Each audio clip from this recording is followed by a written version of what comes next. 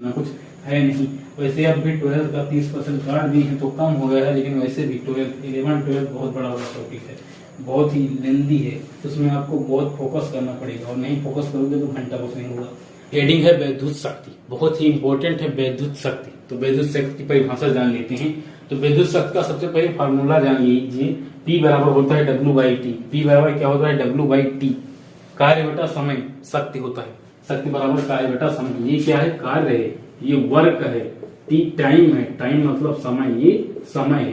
तो कार्य बटा समय बराबर शक्ति हो जाएगा।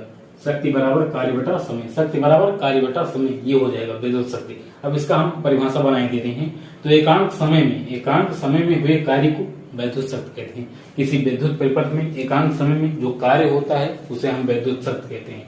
किसी विद्युत परिपथ में एकांक समय में जो कार्य होता है उसे हम वैद्युत शक्ति कहते हैं। किसी विद्युत परिपथ में एकांक समय में जो कार्य होता है उसे हम वैद्युत शक्ति कहते हैं।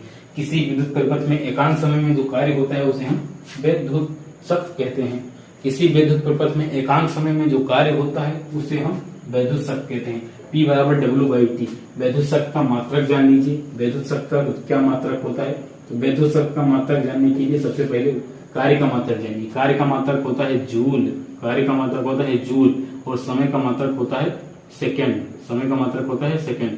तो वैद्युत शक्ति का मात्रक क्या हो जाएगा? जूल, जूल पर सेकेंड, जूल पर सेकेंड, और इसी हम वाट कहते हैं।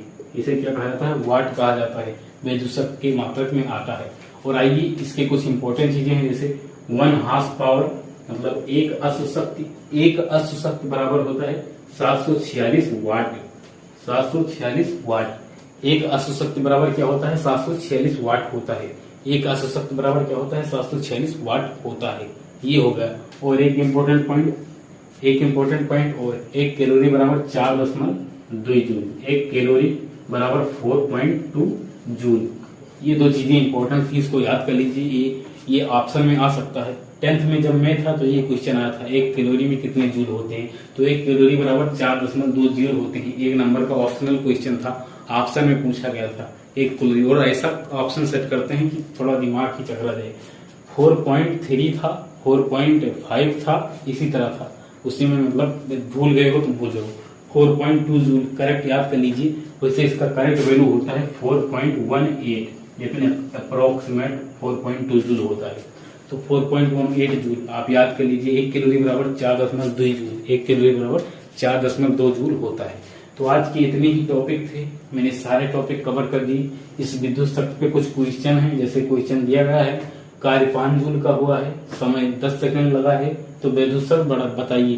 तो आसानी से आप निकाल लेना, बस वैल्यू पुट करना है, आंसर आ जाएगा। फार्मूला बेस्ड क्वेश्चन है, ज्यादा उसमें कॉन्सेप्ट नहीं है। कॉन्सेप्ट होता तो मैं आपको सिखाता, जितने कॉन्सेप्ट वाले क्वेश्चन थे मैंने सिखाया। कुछ फार्मूला भी बेस्ड थे। देखिए 10th में फार्मूला बेसिक क्वेश्चन आएंगे, आपको घबराने की जरूरत नहीं है। 10th है तो मतलब निश्चिंत रहो, 10th निश्चिंत।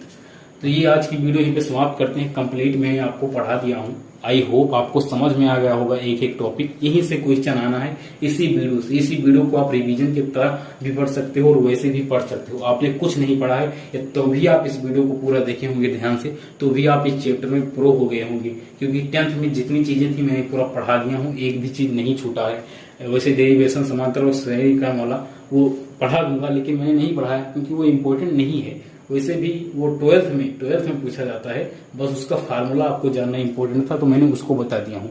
तो आई होप आज की वीडियो फुल्ली आपको समझ आई हो।